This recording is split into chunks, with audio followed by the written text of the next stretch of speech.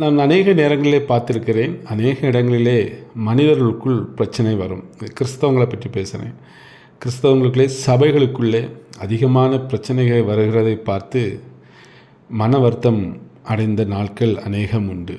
ஏன் இவர்களுக்குள் பிரச்சனை வருகிறது என்று யோசித்த நாட்கள் உண்டு.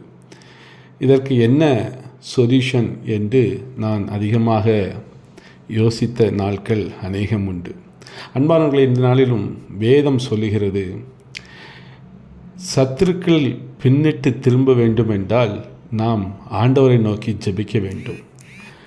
ஒருவேளை ஒரு மனிதரோடு உங்களுக்கு ஏதோ ஒரு பிரச்சனை வருகிறது, இல்லை ஒரு மனிதர்களால் உங்களுக்கு ஒரு பிரச்சனை வருகிறது என்றால் அந்த மனிதனோடு எதிர்த்து நிற்பதை விட்டுவிட்டு ஆண்டவருடைய சமூகத்திலே அந்த காரியத்திற்காக நீங்கள் விண்ணப்பம் செய்கிற பொழுது கர்த்தர் அந்த ஜெபத்தை கேட்டு உங்களுக்கு அந்த இடத்துல ஒரு பரிபூர்ண விடுதலை கொடுப்பார்.